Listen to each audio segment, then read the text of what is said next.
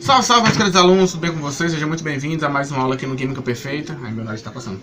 E hoje nós vamos fazer a resolução da prova de Química do IFCE Integrado 2019.2, né? Tem alguns alunos aqui que seguem o canal, que estão se preparando aí para a prova do IFCE. Então eu resolvi hoje gravar essa aula, né, para resolver a prova de Química. Essa prova do IFCE Integrado, né, vocês já sabem, é uma prova que contém a disciplina de português, matemática, história, geografia, química, física e biologia, e são 5 questões de química só. Mas se você conseguir acertar essas 5 questões, você já vai ter uma grande vantagem, tá bom? Então vamos lá, rumo ao IFCE, espero que vocês gostem, se inscrevam no canal, compartilhe, curta, né, se você tiver alguma dúvida, assim, deixa aí nos comentários, tá certo? E bora pro vídeo. Gente, olha só. Questão de número 41, né? A prova de IFCE são 45 questões, então as 5 últimas são as da prova de Química, tá certo? Então vamos lá. Os diversos compostos químicos apresentam uma série de propriedades que podem, de certo modo, fazer a distinção dos diferentes materiais usados no mundo da química. As propriedades da matéria dividem-se em geral, específica e funcional. Das 3, somente as específicas são empregadas para identificar cada tipo de substância individualmente. Abaixo são fornecidas algumas propriedades da matéria, então vamos lá. Gente, aqui ó, nós temos 5 propriedades da matéria, e essas propriedades da matéria nós sabemos que tem as propriedades gerais, específicas e funcionais. As propriedades gerais, como o nome já diz, são propriedades que todas as substâncias, todos os materiais possuem, tá? Então elas não servem para identificação.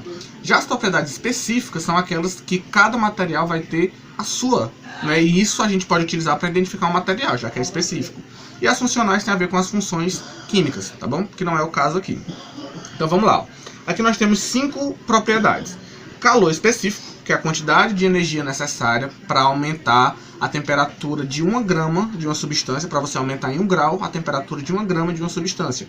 E o calor específico é uma propriedade específica. Cada substância tem o seu calor específico, tá certo? A massa é uma propriedade geral, porque todas as substâncias têm massa, tá certo? Cada substância, se você tem 2 substâncias, você identifica que uma tem 10 gramas e a outra tem 20, não dá para saber quem é quem, porque qualquer uma pode ter 10 e qualquer uma pode ter 20, então é uma propriedade geral. Então, se a massa é uma propriedade geral, a questão quer saber quais são aquelas que podem diferenciar uma substância, ou seja, quais são as propriedades específicas. Massa é uma propriedade geral, então a gente já vai eliminar aqui a letra C, que tem o item 2. Extensão é a capacidade que toda substância tem, ou qualquer material tem, de ocupar um lugar no espaço. Isso é geral, toda matéria ocupa um lugar no espaço. Então essa propriedade aqui, ó, também ela é uma propriedade geral. Massa é geral, calor específico é uma propriedade específica. Então todos os itens que tiver o número 3 também está fora. Então a gente já elimina a letra A, já elimina a letra D e já elimina a letra E. Então aqui ó, já ficamos com gabarito na letra B. 1 e 5. Por quê?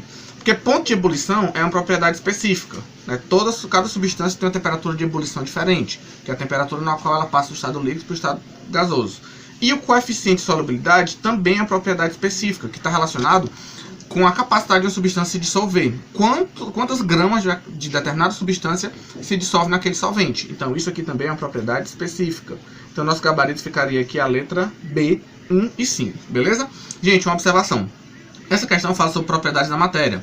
E por experiência, né, já faz 5 anos que eu trabalhei com turmas de IFCE, e sempre nas provas de IFCE, uma prova, sempre ou no meio do ano ou no final, sempre tinha uma questãozinha de propriedades da matéria, ou então naqueles assuntos bem básicos, substâncias simples, características da matéria, propriedades da matéria, e às vezes os alunos acabavam deixando isso de lado. Não, vamos focar nas coisas mais complicadas, ligações, tabela, reações, e acabavam deixando de lado os conteúdos mais básicos, os conceitos fundamentais. Não faça isso, porque a prova do IFCE, aqui uma vez ou outra, sempre, né, se não tem numa prova, na outra às vezes aparece questão de propriedades da matéria. Então assim, são assuntos fundamentais.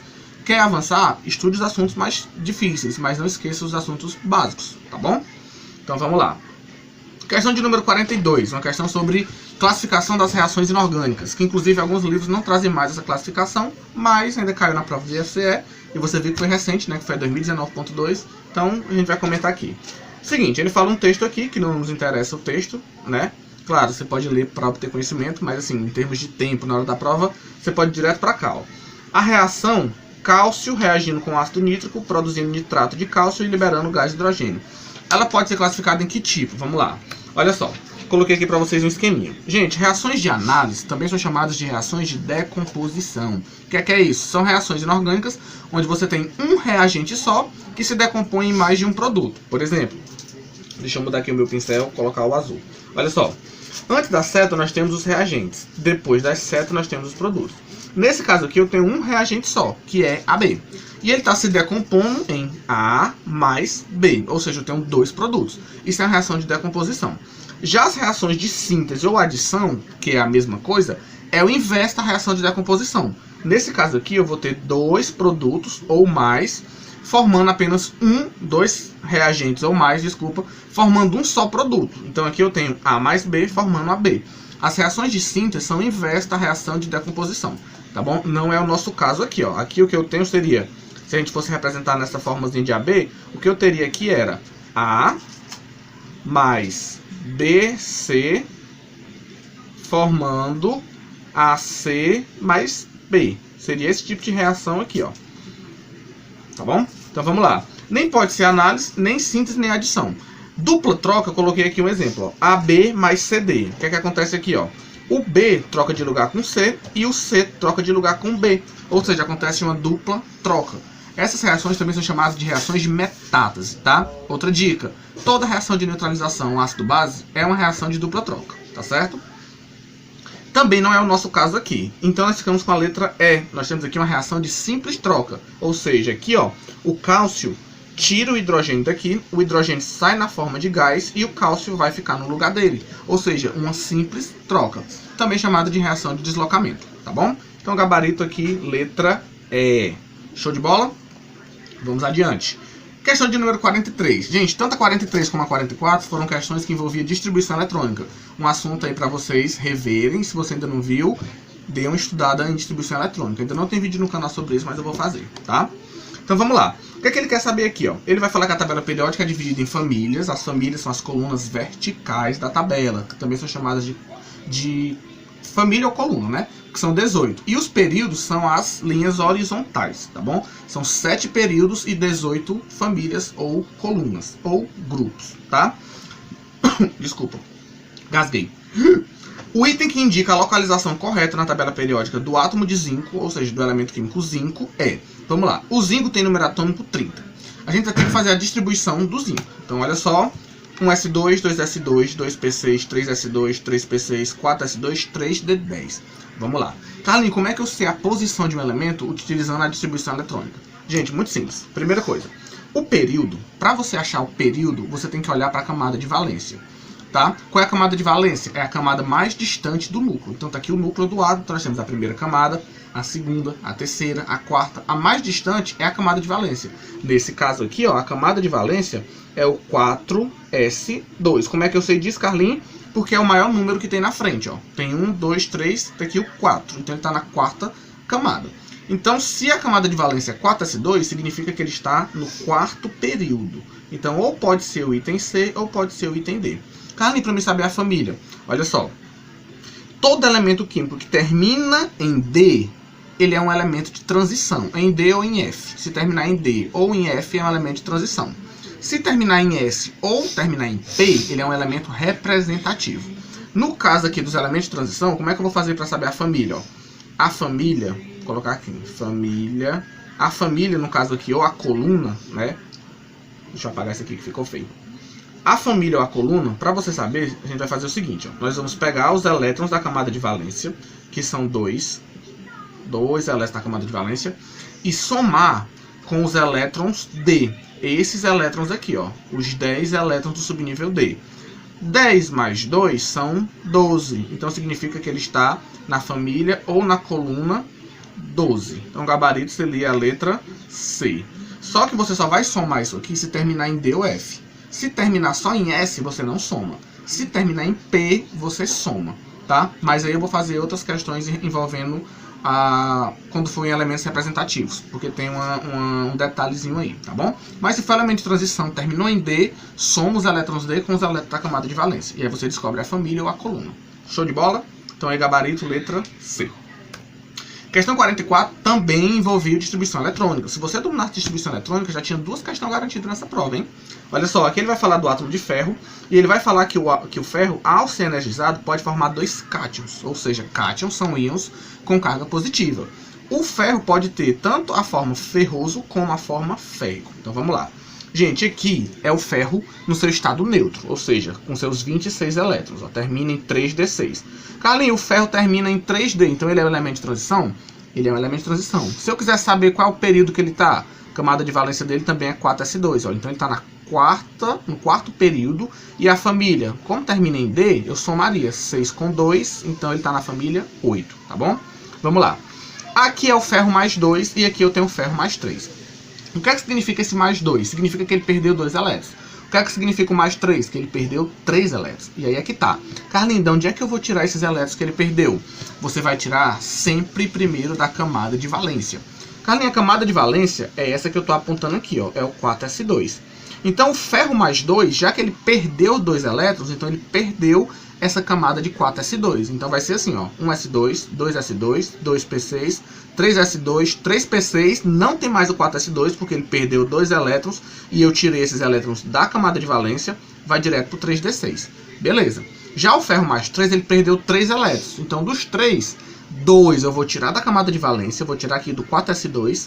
E agora a nova camada de valência seria essa daqui, ó. 3s2, 3p6, 3d6. Essas 3 aqui, porque as 3 terminam com o número 3.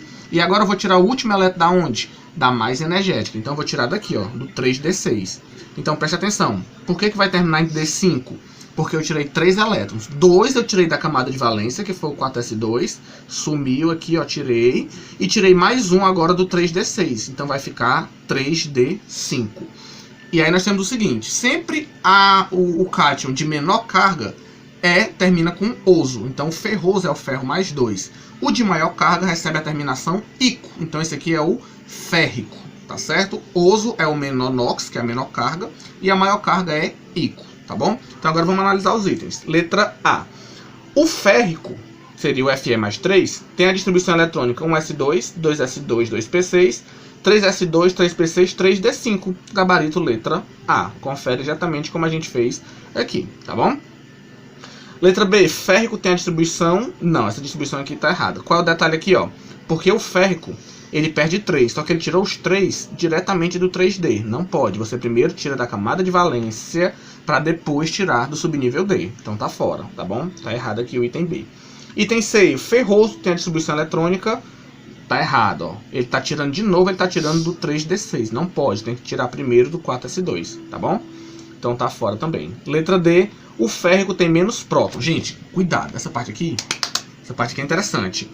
Tanto a forma ferrosa como a forma férrica, ambas têm o mesmo número de prótons, 26. Tanto o ferro no seu estado neutro como na sua forma iônica, o número de prótons é o mesmo. O que muda de um para outro aqui, do ferroso e do férrico, é o número de elétrons e não o número de prótons. O número de prótons permanece o mesmo, que é 26. Então aqui também está fora.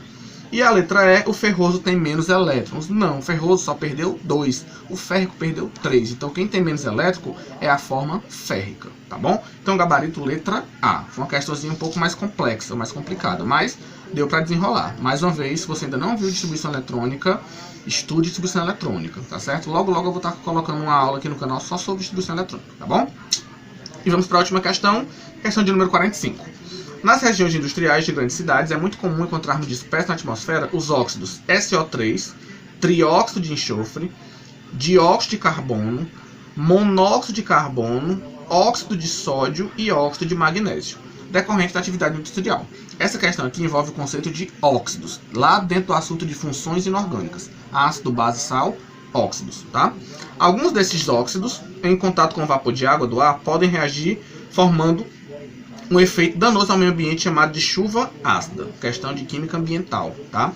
Trata-se de um óxido que produzirá uma chuva ácida capaz de gerar grandes danos ao meio ambiente. Gente, desses óxidos aqui, qual deles é um óxido que está relacionado com a chuva ácida? Vamos lá. A chuva ácida é provocada principalmente por 2 ácidos.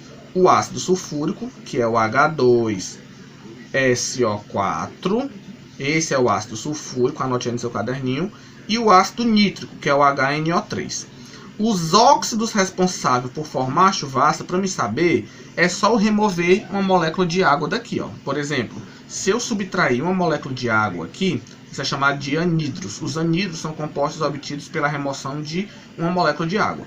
Se eu remover aqui as moléculas de água, uma não, né? Pode ser várias moléculas. Olha só, O4 menos O NO3. H2 com H2, corta, sobrou o quê? O S. Então olha aqui, ó. Qual é o óxido que quando reage com a água forma o ácido sulfúrico? É o SO3, que aqui no caso já é o nosso gabarito, tá certo? Esse óxido aqui é o SO3, ele é um óxido anidro. Por quê? Porque se eu reagir ele com água, ele forma um ácido sulfúrico. Carlinhos, quem seria o anidro do HNO3? Tá? Para você fazer o anidrido do HNO3, nós vamos ter que fazer o seguinte, ó. Como o número de a molécula de água é H2O, eu tenho um número par de hidrogênios e o ácido tem um número ímpar, eu vou ter que multiplicar o ácido por 2 primeiro. Não dá para me tirar uma água daqui porque só tem um hidrogênio, ó. Então o que é que eu faço? Eu vou multiplicar primeiro toda a molécula do ácido por 2. Aí vai ficar assim, ó. H2, N2, O6. Certo? Agora que eu multipliquei por 2, agora sim eu consigo subtrair uma molécula de água daqui, ó. Tirando uma molécula de água, como é que vai ficar, ó? Corta H2 com H2, repete o N2, N2, O6 menos O, O5, N2, O5, tá certo? Porém, geralmente nas provas ele não coloca o N2O5, ele coloca uma mistura de NO2 e NO3, tá certo? Então esse NO2 aqui, junto com o NO3, são os óxidos responsáveis também pela chuva ácida, tá certo? Isso que eu fiz aqui, gente, é chamado de anidrido, que é quando você remove a molécula de água. Se o ácido tiver o número de hidrogênios par, é só tirar uma molécula. Se for ímpar, você tem que multiplicar por 2 para poder depois tirar a molécula, tá certo? Tirar a molécula de água, tá bom? Então o gabarito aqui, gente, ó, é o SO3, que é um óxido ácido, tá bom? Então, gente, era isso. Espero que vocês tenham gostado. Se tiver alguma dúvida, essa parte de anidrido, se vocês ficaram com alguma dúvida, pode comentar lá que eu faço outro vídeo só sobre anidridos, né? Tirando as dúvidas de vocês como é que resolve a questão de anidrido. Mas se deu já para ter uma noção e entender, beleza, tá bom? Então, espero que vocês tenham gostado. Compartilhe o vídeo, curta, comente. Isso é mais uma coisa que eu não posso esquecer, tá? Falou em chuva ácida, gente, ácido sulfúrico e ácido nítrico. Quais são os óxidos da chuva ácida? SO3 e NO2 ou NO3, principalmente o NO3, tá bom? Então, é isso e até a próxima.